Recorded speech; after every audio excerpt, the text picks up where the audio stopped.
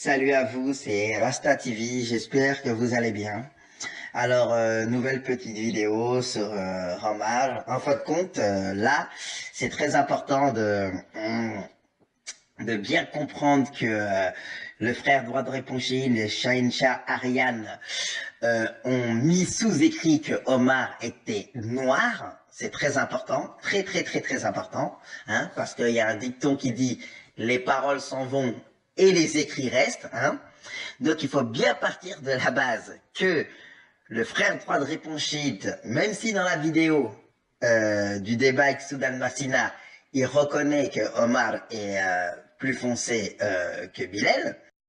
Omar ibn Khattab était considéré comme Adam, c'est-à-dire foncé. Et d'après de nombreux passages, et d'après ce qui est connu, il était même plus foncé que Bilal. Il faut comprendre que on a quelque chose dans les écrits qui est encore plus capital, hein, comme je vous l'ai dit, quand il s'est retrouvé avec les gens qui partagent sa page, quoi, sa page YouTube. Et l'autre lui disait en gros, hein, je l'ai déjà dit dans l'autre vidéo, il lui disait en gros, ouah, comment ça tu dis que Omar il est noir, en plus il a des origines éthiopiennes et tout. Et là, comme il se croyait en off et dans une tranquillité la plus tranquille, c'est pour ça que je dis mentir à un moment tu peux pas, parce que là il était obligé de dire la vérité parce que c'était quelqu'un qui le suit. Donc en gros il lui dit bon écoute, c'est vrai que Omar est considéré dans de nombreuses sources comme Adlam. Vous rendez compte de l'aveu écrit? Vous vous rendez compte? Aglam, qui veut dire une noirceur la plus extrême qui existe et qui est encore plus foncé qu'Adam Shadid El Oumma. J'insiste sur ça, les frères. J'insiste sur ça pour que ça vous rentre bien dans la tête. C'est un descendant du prophète sallam qui le dit. Et il y a aussi son ami Shane Sharian qui dit que Omar il est noir. Donc voilà, j'insiste bien sur ça, que les paroles s'en vont, les écrits restent. Son écrit vaut 1000 fois ce qu'il a dit dans le débat. Ça vaut 1000 fois ce qu'il a dit dans le débat. Donc la preuve que quand ils sont entre eux, ils se disent les vérités. Sauf qu'ils veulent pas dire la vérité au monde parce que ils disent en tant que descendant du prophète, ce sera dur quand même, voilà quoi, d'admettre ça. Mais bon, après ça c'est encore une autre chose. La descendance, je rentre pas dans ça. Mais juste ce que je veux dire, c'est qu'il y a des descendants du prophète sallam là devant vos yeux qui admettent haut et fort que Omar il est noir. Donc voilà, je vous laisse regarder la vidéo et je reviens juste après. Il est trop fort, Omar ibn al-Khattab. Alors vous savez ce que vous allez faire, s'il vous plaît, faites-le. Ouais. Vous allez rentrer chez vous et dès ce soir, ouais, YouTube, vous tapez série Omar.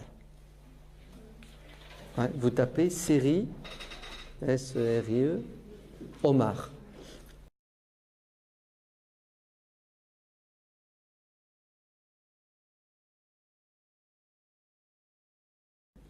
Voilà.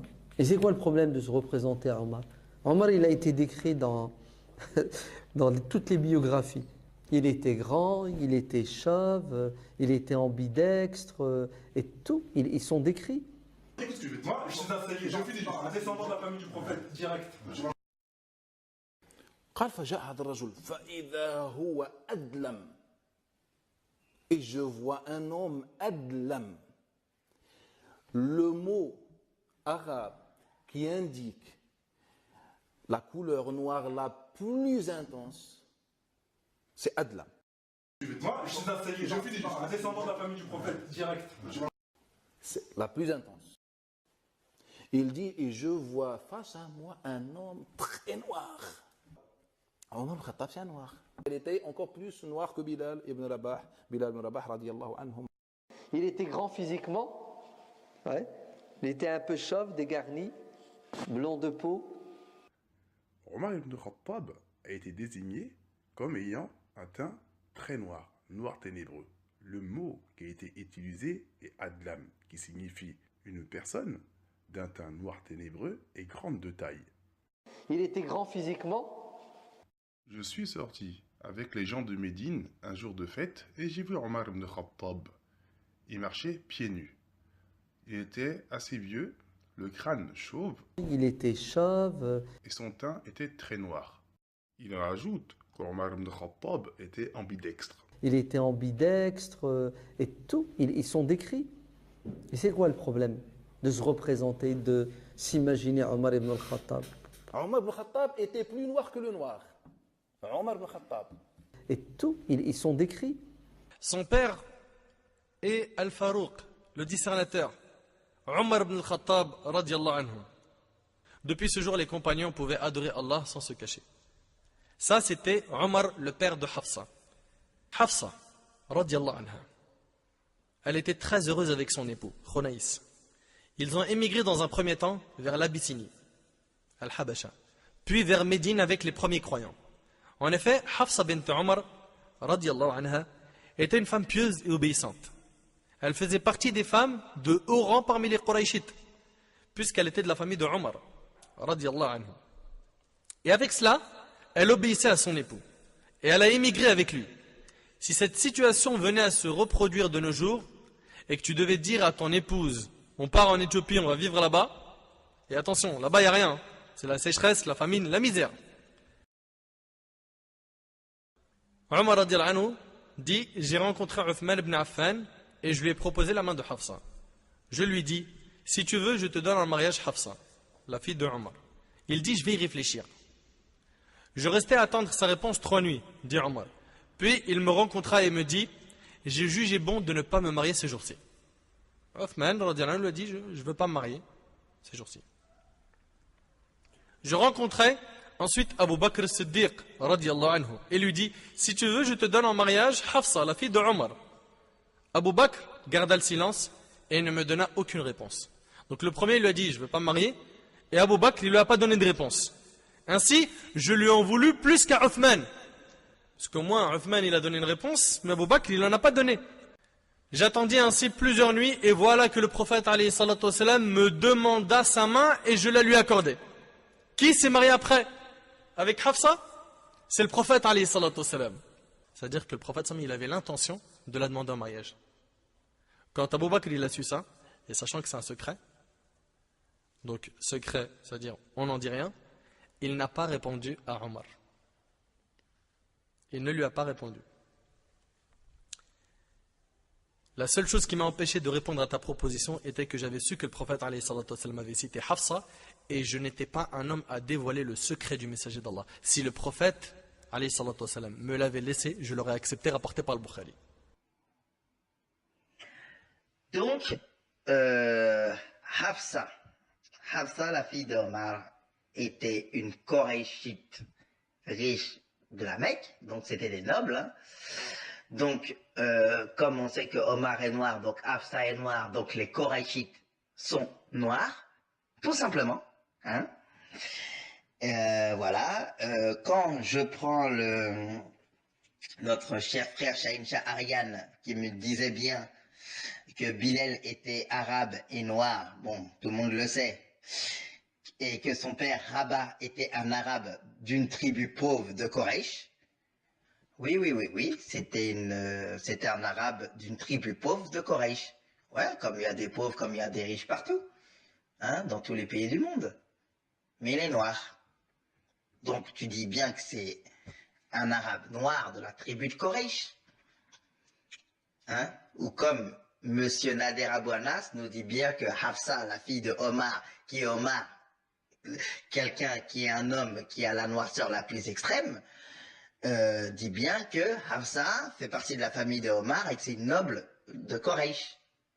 Elle faisait partie des femmes de haut rang parmi les Qurayshites, puisqu'elle était de la famille de Omar, radiallahu anhu. Donc voilà, donc on a la preuve à 1001% que tous les Koresh sont noirs. Les Koraïchites sont noirs. Les gens de la tribu du prophète sallallahu alayhi wa sallam sont noirs. Voilà, tout simplement. Donc on continue. Donc ils ont émigré en Éthiopie. Ils ont émigré dans un premier temps vers l'Abyssinie, Al-Habasha. Ils ont émigré en Éthiopie. Mais pourquoi ils n'ont pas émigré en Iran? Je comprends pas moi. Je croyais que l'Iran c'était le grand bastion, ou l'Irak, tout le Moyen-Orient là qui se dit plus arabe que tous. Bon voilà, moi il n'y a pas de souci après, mais bon, pourquoi ils ont immigré en Éthiopie dans un pays de noirs? Ou d'après Nader Abou Anas, c'est la misère, c'est la famine, c'est la sécheresse, c'est tout ce que vous voulez.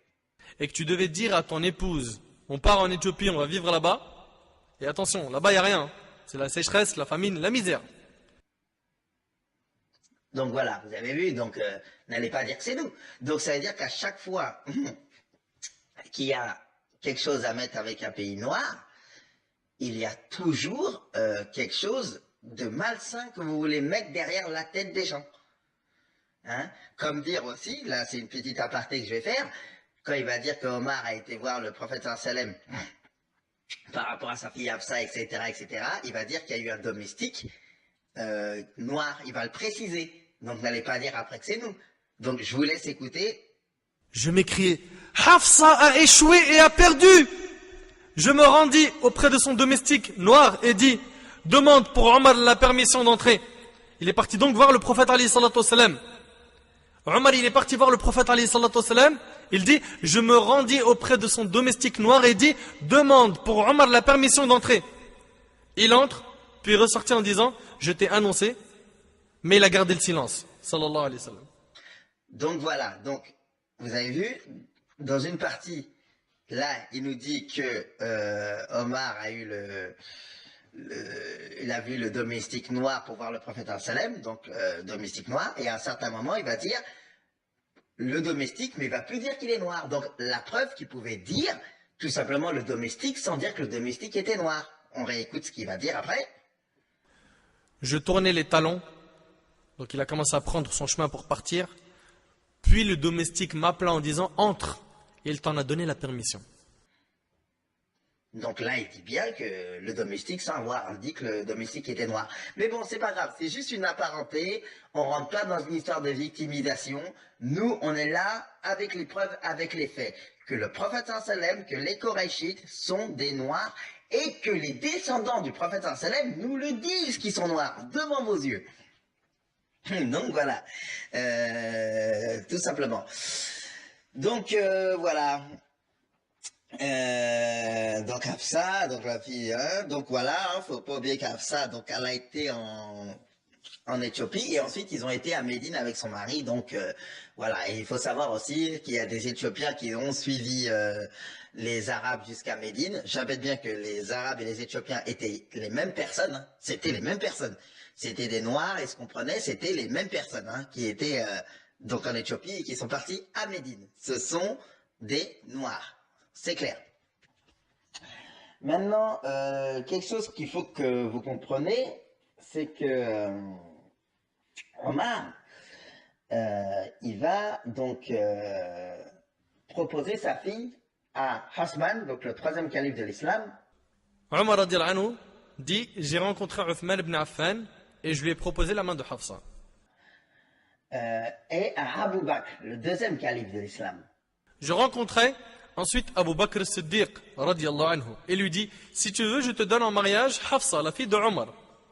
Abu Bakr garda le silence et ne me donna aucune réponse.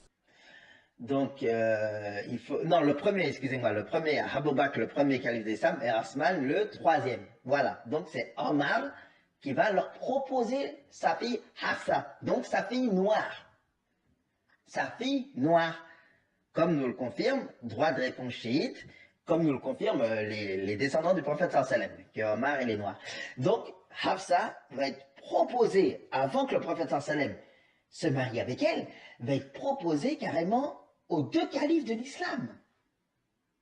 C'est énorme ça. C'est-à-dire que Omar va la proposer à Osman. Osman va refuser parce que il ne voulait pas se marier, mais il va la proposer aussi à Abu Bakr.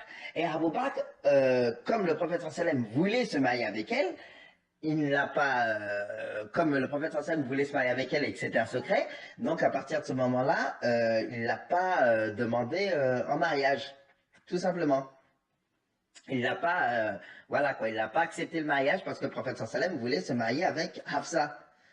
Donc vous vous rendez compte, c'est-à-dire que si le prophète sallam ne se serait pas marié avec Hafsa, ça aurait été Abu Bakr qui se serait marié avec Hafsa. La seule chose qui m'a empêché de répondre à ta proposition était que j'avais su que le prophète alayhi salatu wassalam avait cité Hafsa et je n'étais pas un homme à dévoiler le secret du messager d'Allah. Si le prophète alayhi salatu wassalam me l'avait laissé, je l'aurais accepté, rapporté par le Bukhari. Donc la fille noire de Omar. Donc la fille de Omar tout simplement. Donc ça veut dire que Hafsa aurait pu se marier soit avec Hasman, soit avec Abu Bakr, mais elle s'est carrément mariée avec le prophète sallam, l'envoyé de Dieu. Donc la preuve est que l'envoyé de Dieu est noir, comme je vous ai dit. Parce que Abu Bakr, Omar et le prophète sallam parlaient toujours ensemble. Ils étaient toujours ensemble, tout le temps. C'est pour ça que justement Omar a proposé sa fille à Abu Bakr, mais a aussi à Asman, et c'est le prophète sallam qui l'a épousée. Tout simplement. Mais ils étaient toujours ensemble. Sans arrêt, les hadiths disent, le prophète alayhi salam, quand il parlait, disait Abu Bakr, Omar et moi, nous avons fait. Abu Bakr, Omar et moi, on s'est réunis. Donc voilà, la preuve que les Korachites et les Arabes originels étaient noirs. Maintenant, ce qu'il faut comprendre pour beaucoup de gens qui me suivent et tout ça, ce qu'il faut comprendre, c'est que Omar et les Arabes, je veux dire, les Arabes en tout cas qui étaient dans la partie du Moyen-Orient, ce qui se passe, c'est qu'il faut comprendre, c'est que géographiquement, ces Africains sont placés différemment des autres Africains. Ce qu'il faut comprendre en fait compte, c'est que déjà l'Éthiopie est le deuxième État chrétien au monde. Donc l'Éthiopie, c'est le pays noir d'Afrique subsaharienne et le deuxième pays d'Afrique noire au monde. Excusez-moi. Et le deuxième pays État chrétien au monde. Excusez-moi, je perds un peu mes mots. Et le deuxième État chrétien au monde. Le christianisme est arrivé en Éthiopie vers 330 lorsque Saint Frumens de Tyr convertit le roi Ezana d'Aksum, faisant de l'Éthiopie l'un des plus anciens États chrétiens au monde, le second après l'Arménie. Donc voilà. Donc ce qu'il faut comprendre, c'est que géographiquement, les Éthiopiens et les Arabes, donc ces gens qui étaient noirs, hein, qui étaient des noirs d'Afrique, parce que la vraie corne de l'Afrique, ça va jusqu'à, comment ça s'appelle, ce qu'on appelle le monde arabe, mais tout ça, c'est la corne de l'Afrique. Voilà, tout ça, il faut comprendre, c'est ça la vraie corne de l'Afrique, avec la Somalie, le Soudan du Nord, du Sud, l'Éthiopie, etc. Voilà, tout ça, là, au final, c'est la corne de l'Afrique. Eux ont été exposés, donc, à l'Asie, donc, ils étaient pris en sandwich, et se retrouvaient dans la cuvette entre le Moyen-Orient, donc qui était composé du monde perse, où il y avait des Noirs aussi, il faut le savoir, mais qui étaient quand même blancs, et du monde européen qui était à leur gauche, qui était l'Égypte, avec le monde gréco-romain, donc les Grecs, les Romains, etc. Donc les Arabes noirs étaient entourés par des Perses, donc sur la droite, et sur la gauche par l'Empire gréco-romain.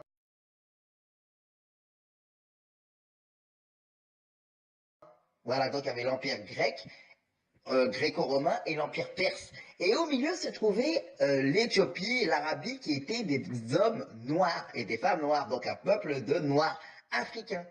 Il faut bien que vous compreniez. Maintenant, la seule différence qu'il y a eu par rapport à la géographie entre ces Africains-là et les Africains qui sont plus au sud, c'est que les Arabes ont été confrontés, donc et les Éthiopiens et tout ça, ont déjà eu la religion chrétienne, etc. Donc c'était la religion chrétienne qui dominait l'Éthiopie, etc. Voilà.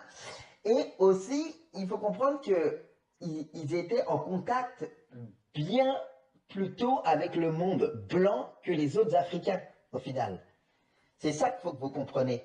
Ça veut dire qu'au final, ils ont été exposés au monde blanc bien avant plein d'Africains. Il faut savoir que même encore aujourd'hui, des Africains subsahariens, il y en a qui n'ont pas vu de blanc. Je suis pas en train de dire que parce que tu vois des blancs que ta vie serait mieux ou pas mieux, c'est pas ça l'histoire. C'est que les Arabes ont connu justement les Grecs, les Romains et l'Empire perse bien avant beaucoup de tribus noires d'Afrique au final. C'est comme ça qu'il faut le comprendre. Il faut comprendre qu'il y a eu des tentatives d'invasion des Gréco-Romains, etc. dans ces régions-là. Donc ça veut dire que les Noirs arabes et éthiopiens ont été depuis des millénaires exposés au monde blanc. Et ils en ont tiré aussi des expériences, des savoir-faire et plein de choses de tout ça. Bien plus que beaucoup de Noirs africains subsahariens qui étaient plus bas. Voilà, tout simplement. Donc au final, ce qui s'est passé, c'est que par rapport à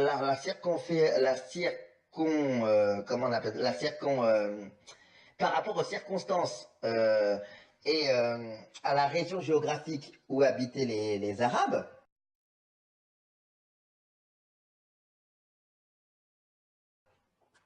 ils ont été exposés à beaucoup de cultures différentes et à beaucoup aussi de savoir-faire différents. Ce qui leur a fait aussi, qui leur a aussi donné beaucoup de force et de connaissances à ces Arabes noirs. Et comme dans la région, il y avait aussi des esclaves, il faut le savoir, hein, donc il y avait des esclaves blancs. Voilà, il faut savoir que les Arabes avaient aussi des esclaves blancs, pas énormément, mais il y avait des esclaves blancs. Je dirais même que la plupart des esclaves des premiers temps de l'islam et des esclaves relatifs aux conquêtes étaient des esclaves de race blanche. En majorité même, et que ils les appelaient même les Mawali, donc ils appelaient les Arabes, les esclaves blancs, les Mawali, donc les rouges. Quand les Arabes veulent dire que quelqu'un est blanc, ils utilisent le terme rouge. Le rouge, les gens qui étaient les rouges chez les Arabes, on appelle les Mawali. Mawali en arabe, c'est qui? C'est les esclaves. Donc voilà, parce que il faut savoir que dans ces régions-là, comme il y avait des blocs, donc il y avait le bloc arabe, le bloc perse, blanc, il y avait les Gréco-Romains, etc., qui vivaient quand même dans ces régions-là, mais chacun restait dans son groupe, quoi. Donc c'est pour ça qu'on comprend que les Arabes originels sont noirs et que surtout, ils ont été bien décrits, en fait, parce que nous aussi, hein, entre Maliens, entre, je sais pas, Sud-Américains, excusez-moi, Sud-Africains, ce que vous voulez, on peut se décrire, ah ben lui, il est plus clair, plus noir, etc., c'est sûr. Mais eux, il y a une vraie précision parce que dans le monde où ils vivaient, il y avait des blancs, il y avait des noirs, il y avait des... Voilà, c'était mélangé plus ou moins. Les gens se mélangeaient pas, attention, mais c'était mélangé. Donc c'est pour ça qu'on a leur description bien. Vous comprenez, chez nous, c'est pour ça qu'on dit qu'ils étaient comme ça, que Zaïd, il était petit, noir, mais écrasé, etc. On les décrit bien parce que dans ce monde-là, il faut savoir qu'il n'y avait pas que des noirs.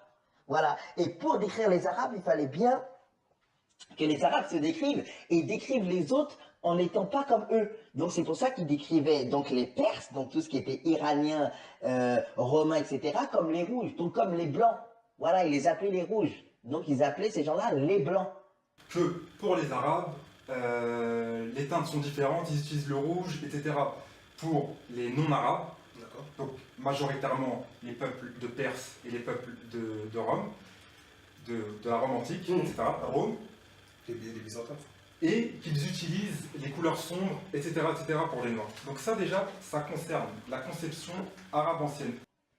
Voilà, tous eux, ils se décrivaient comme Aswad, donc ils se décrivaient comme noirs. Le petit-fils de Abu Lahab, qui est mentionné clairement dans le Coran.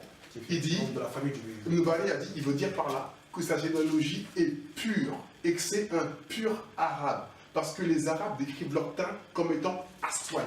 Voilà, parce que il fallait bien séparer les groupes et les gens. Voilà, parce que ils étaient séparés, attention, ils étaient, chacun avait son bloc. Mais c'est pour ça que je vous dis que leur description est bien appuyée, parce que eux, dans leur vision comparée à nous, eux, ils voyaient les autres peuples, donc ils voyaient l'Empire romain, ils voyaient des blancs, ils voyaient des trucs, donc il fallait bien qu'ils se distinguent. Et c'est pour ça que ils appelaient les blancs les rouges, et eux, ils s'appelaient Aswad, donc les noirs, tout simplement. Donc voilà, de toute façon, je referai une vidéo avec un plus grand exposé de tout ça. Ensuite, pour finir aussi, il faut savoir que par exemple, quand Omar a décidé de prendre le Moyen-Orient, pourquoi à dire que le monde arabe a été c'est plus déployé au Moyen-Orient, parce que c'était dans leur région. Au final, quand les Arabes sont sortis de la région d'Arabie, ils se sont dirigés sur la droite. Donc, ils ont pris majoritairement le Moyen-Orient, donc la Syrie, la Jordanie, comment dire, l'Irak, etc. Ensuite, oui, ils ont pris une partie de l'Afrique, voilà, hein, et à la fin, ben voilà, ils ont carrément été jusqu'en Espagne, ils ont pris le Moyen-Orient, ils ont pris une bonne partie aussi de l'Afrique subsaharienne, etc. Mais il faut bien comprendre que par rapport à leur région, il faut bien que vous vous mettez ça en tête, ces Africains noirs et ces Arabes noirs, entre guillemets, qui sont en finale les mêmes gens, se sont déplacés donc vers le nord et ont colonisé ce qui était à côté de chez eux.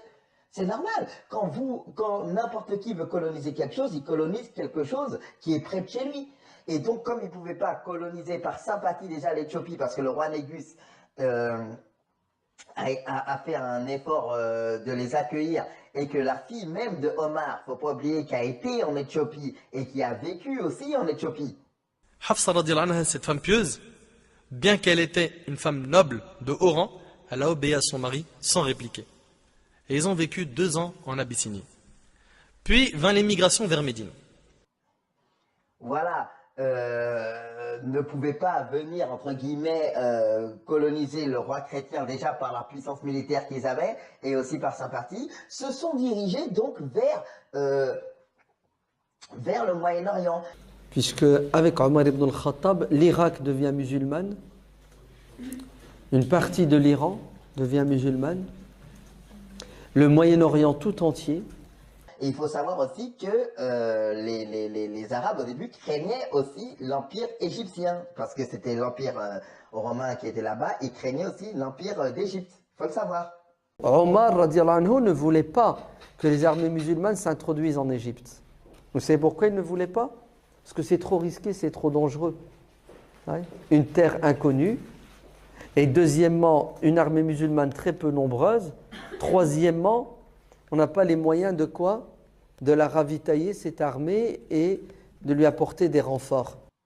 Donc voilà, donc ils ont pu coloniser donc, le Moyen-Orient, où ça s'est quand même bien fait, malgré voilà, certaines résistances, mais ils ont pu le faire. La preuve, quand ils sont arrivés au Moyen-Orient, donc en Iran et en Irak, etc., les gens parlaient leur dialecte à eux. Ils ne parlaient pas l'arabe, ils parlaient leur dialecte. Donc Omar a dû comment dire, se plier à apprendre l'arabe, le perse, etc., quoi. D'ailleurs, la langue de l'administration à l'époque de Omar, est-ce que vous pensez que c'était l'arabe? Pas du tout, exactement. C'était les langues locales. Le grec, le syriaque, etc., etc. Donc voilà, il était obligé d'écouter leur langue, je veux dire d'apprendre un peu leur langue, etc. Parce que c'est dans ces régions-là, les gens ne parlaient pas l'arabe. Donc tout ça, ça s'est fait petit à petit. Ne croyez pas qu'il y a eu un changement radical. Par la suite, au temps des Omeyyades, au temps de Abdelmalek ibn Marwan, effectivement, l'administration, la langue deviendra l'arabe. Hein, la monnaie aussi. Mais pour l'instant, Omar ibn al-Khattab fait avec l'existant et il l'améliore. Donc voilà, c'est ça que j'essaie de vous faire comprendre. C'est-à-dire que l'empire musulman, tel que vous le voyez, ça s'est fait déjà sur des milliers d'années, on va dire, sur plus de 1000 et quelques années, mais ça s'est fait petit à petit. Donc c'est pour ça que quand les Arabes se sont étendus, etc., il y a eu plein de mélanges, plein de choses qui ont donné aujourd'hui des Arabes, aujourd'hui qu'on peut voir. Et je répète bien, il y a toujours des Arabes noirs, mais beaucoup d'Arabes sont des métis au final, aujourd'hui. Mais sinon, à l'origine, les Arabes sont des Noirs qui sont sortis maintenant de leur péninsule arabique pour proposer et pour dire au monde la parole de Dieu. Donc, ils ont dû sortir et s'exposer. Et quand ils se sont exposés, comme je vous le répète, ils sont tombés sur des Perses et sur des Iraniens qui ne parlaient pas du tout l'arabe. C'était les langues locales, le grec, le syriaque, etc., etc. Donc voilà, donc c'était une petite vidéo, mais j'en ferai une plus approfondie sur le sujet. Voilà, plus approfondie spécialement sur ce sujet. Mais c'était juste un petit avant-goût de vous montrer que, donc par rapport au dire des descendants du prophète sallam, à qui je passe le salam au prophète sallam, qui par l'intermédiaire de gens qui sont peut-être ses descendants par Mick et Mac, raison de l'histoire, en tout cas, je ne sais pas quoi, en tout cas, par rapport à ça, nous aide à nous montrer la vérité que le prophète sallam et ses compagnons étaient des noirs, tout simplement. Parce que c'est la vérité qui doit triompher. Et comme j'ai l'habitude de dire, la couleur n'a pas d'importance, l'important est la vérité. Merci à tous.